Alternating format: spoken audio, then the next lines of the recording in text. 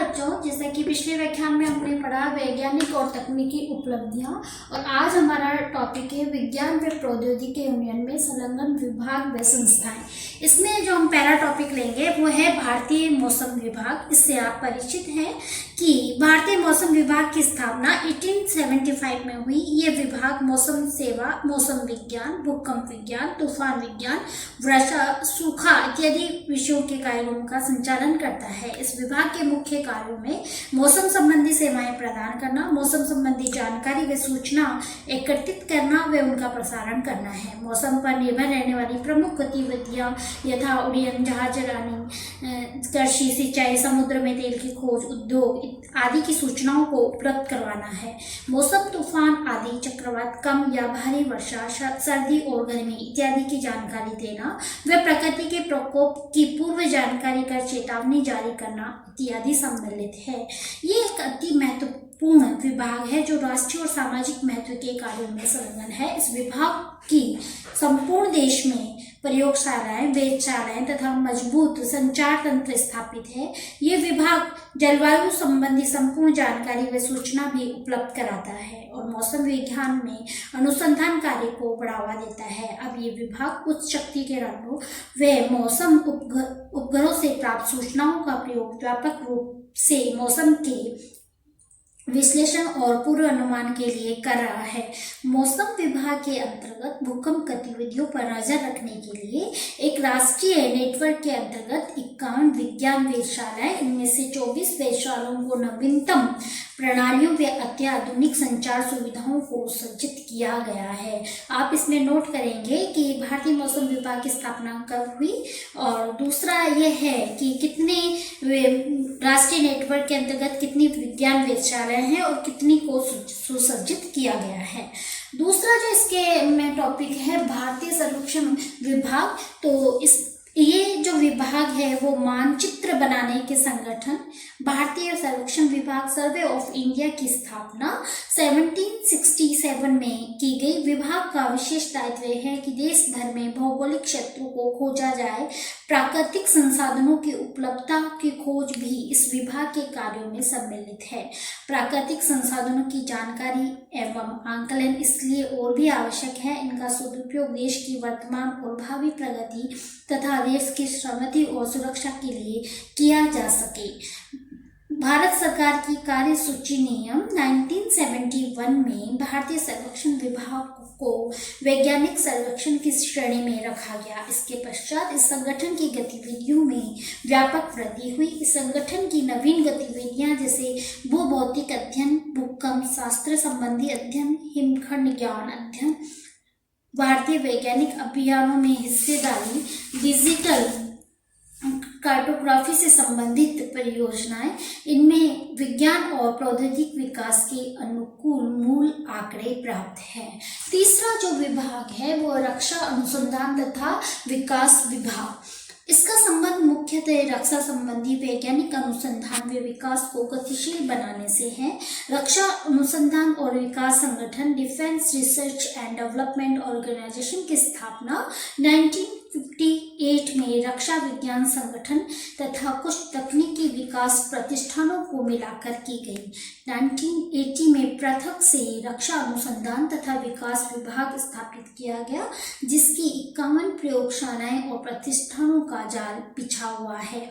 ये विभाग राष्ट्रीय सुरक्षा के लिए अति आवश्यक आधुनिक प्रौद्योगिकी में आत्मनिर्भरता प्राप्त करने में पर्याप्त लगा है।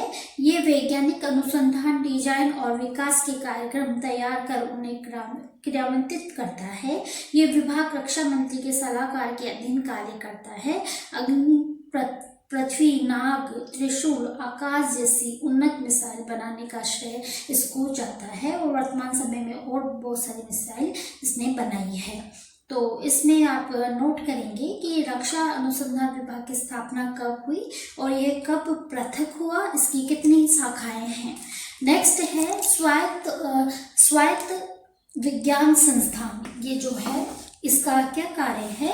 भारत सरकार से सहायता प्राप्त अनेक वैज्ञानिक संस्थान कार्यरत हैं और इनमें से प्रमुख है बोस संस्थान कोलकाता। इस संस्थान में भौतिक और जीव विज्ञान के क्षेत्र में मौलिक अनुसंधान होता है। अग्रकर अनुसंधान संस्थान पुणे जीव विज्ञान के मूल उपयोगी और विशिष्ट पहलुओं पर अनुसंधान करता है।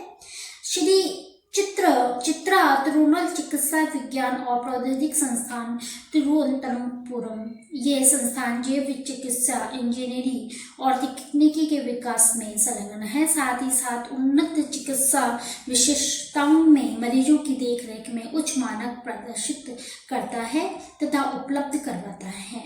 नेक्स्ट है Indian association for cultivation for science Calcutta. इस संस्था में ठोस अवस्था भौतिक पदार्थ विज्ञान, सैद्धांतिक भौतिक स्पेक्ट्रोस्कोपी, ऊर्जा अनुसंधान, जैव रसायन सहित रसायन विज्ञान, पॉलीमर विज्ञान आदि विषयों का अध्ययन होता है। नेक्स्ट है भारतीय खगोल भौतिक संस्थान बेंगलोर। यह संस्थान खगोल भौतिक एवं खगोल पिंडों तथा अंतरिक्षीय क्षेत्रों के अध्ययन व खगोल भौतिक के अध्ययन में काम करने वाले उपकरणों का विकास करता है। और इसी के अंतर्गत बहुत सारी संस्थाएं हैं, उनमें से कुछ मैं आपको बताऊंगी कि विज्ञान प्रसार नई दिल्ली ये विज्ञान और तकनीकी पत्रिकाओं का प्रकाशन करता है। और रमन अनुसंधान संस्थान बेंगलोर मूलभूत विज्ञानों में शोध कार्य करवाता है। बहुत सारे हैं, उसमें से कुछ मैंने बताई है, बाकी आप आपके जो बुक्स है उसमें अध्ययन करेंगे। नेक्स्ट है वैज्ञानिक एवं प्रौद्योगिकी अनुसंधान विभाग।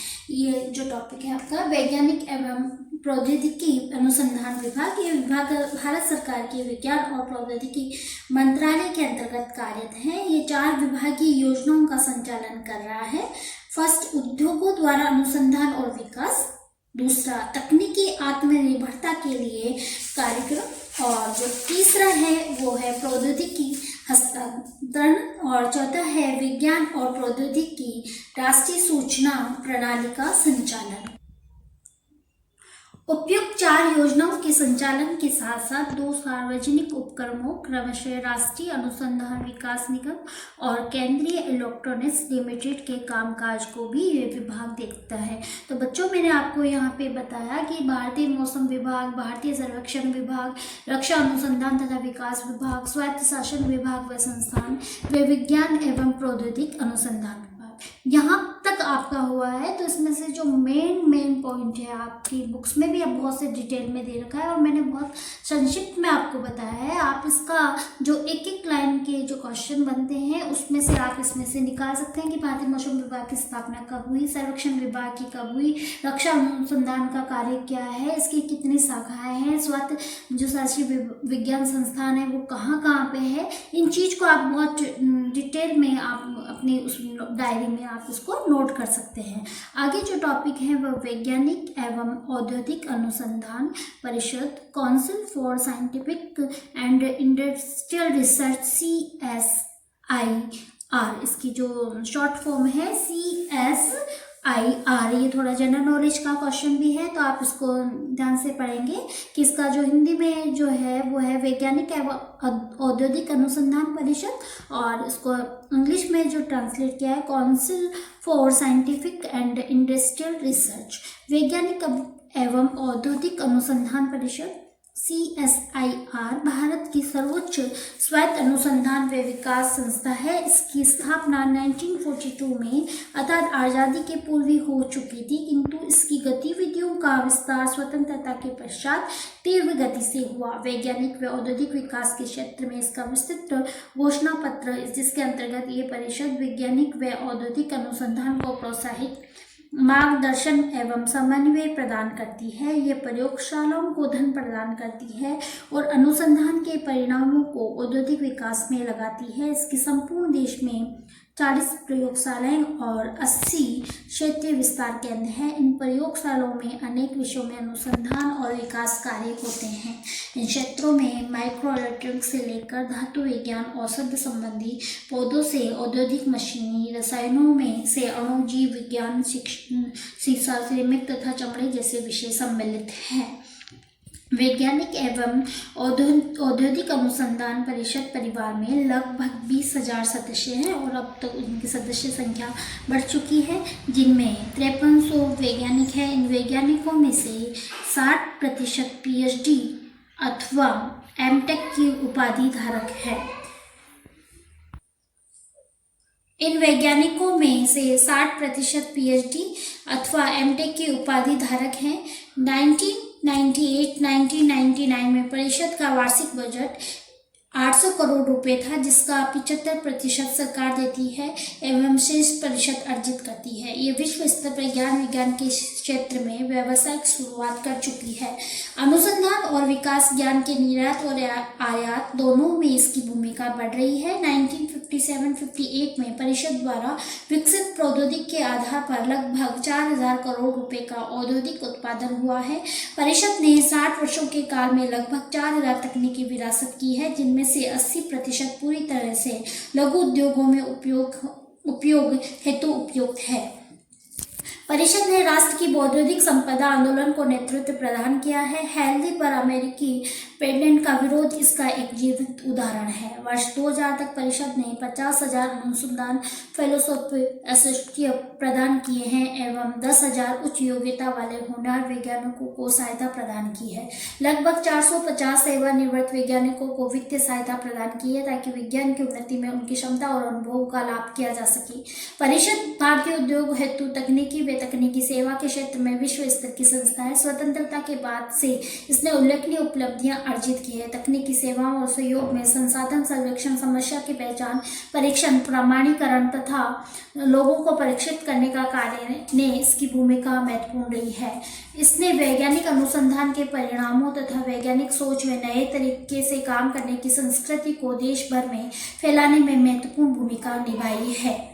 विज्ञान के प्रकाशन और प्रसारण के लिए अलग से 2 संस्थान परिषद द्वारा खोले गए हैं, जो क्रमशः राष्ट्रीय विज्ञान संचार संस्थान एवं भारतीय राष्ट्रीय वैज्ञानिक अभिलेख केंद्र है, जो नई दिल्ली में स्थित है। तो बच्चों, इसमें से आपको नोट्स बनाने हैं, एक एक लाइन के प्रश्न भी इसमें से बहुत सारे बनेंगे।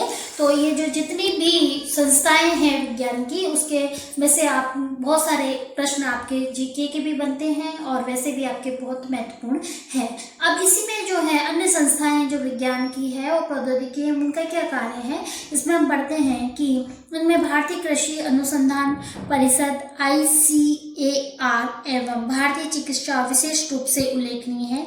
ये दोनों संस्थाएं अपने अपने क्षेत्र में विज्ञान, शिक्षा, शोध, विस्तार इत्यादि कार्यों का संपादन करवाती है। शोध कार्य हेतु शोध परियोजना स्वीकृत करना भी इनके कार्यों में सम्मिलित है। इनके अतिरिक्त अनेक संस्थाएं विज्ञान, शिक्षा और शोध कार्य में उल्लेखनीय योगदान देती रही है।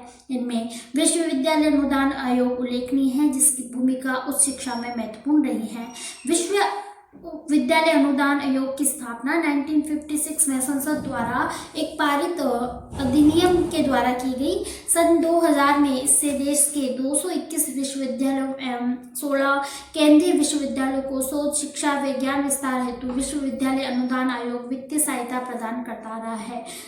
तब तक 40 संस्थाओं को डीम्ड यूनिवर्सिटी बनाया जा चुका है। अब इनकी संख्या सैकड़ों में पहुंच गई है। विश्वविद्यालय अनुदान आयोग विश्वविद्यालयों में, महाविद्यालयों में प्राथमिकता के तौर पर विज्ञान की शिक्षा व अनुसंधान को वित्तीय सहायता द्वारा पोषण प्रदान करता है। तकनीकी व अभियांत्रिक शिक्षा के क्षेत्र में विश्वविद्यालय अनुदान आयोग की प्रभावी भूमिका है। तकनीकी व अभियांत्रिक शिक्षा के क्षेत्र में भी विश्वविद्यालय अनुदान आयोग की प्रभावी भूमिका है। तकनीकी शिक्षा प्रणाली के दायरे में अभियांत्रिक प्रौद्योगिकी, वास्तुकला, आर्किटेक्चर, फार्मेसी इत्यादि के पाठ्यक्रम आते हैं। तकनीकी व अभियांत्रिक शिक्षा के क्षेत्र में अच्छी उपलब्धियां अर्जित की है।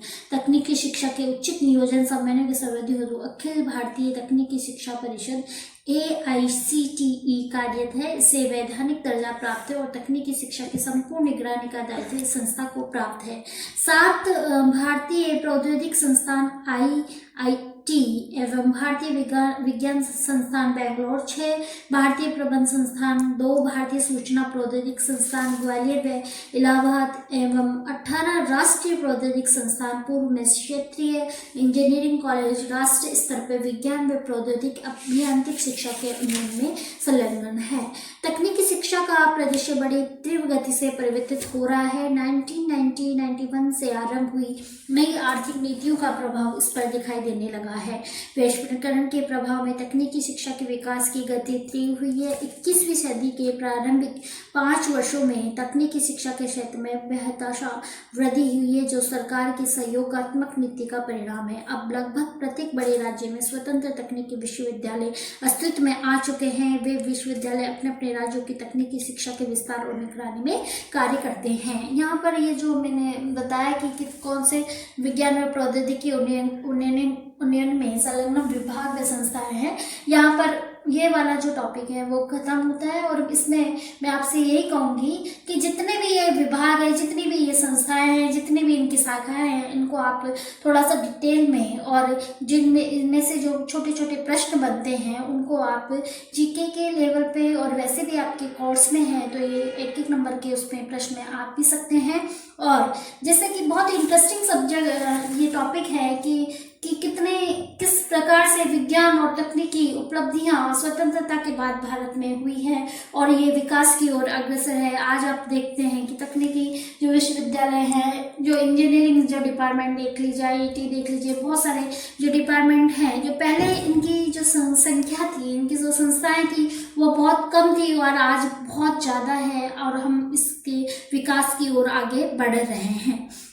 तो इसको आप थोड़ा सा डिटेल से पढ़ेंगे और इसको समझेंगे। थोड़ा सा ये याद करने का विषय है और आप इसको समझ के याद भी करेंगे। और मुझे पूर्ण विश्वास है कि इस जो व्याख्यान के माध्यम से आपको समझ में आया होगा कि स्वतंत्रता के बाद जब भारत स्वतंत्र हुआ उस समय भारत की स्थिति आपने देखा, पिछले व्याख्यान में आपने पढ़ा भी था कि भारत जब स्वतंत्र हुआ तब उसके सम्मुख बहुत सारी समस्याएं थी, जैसे कि निर्धनता थी, बेरोजगारी थी, अशिक्षा थी। ये तो मैं बहुत कम जो समस्याएं हैं, वो जो प्रमुख समस्याएं हैं उनका जिक्र कर रही हूँ। और आज भी हम चाहे कितने भी हम विकास की ओर अग्रसर है, फिर भी कुछ समस्याएं जिसका जड़ से निवारण नहीं हुआ है।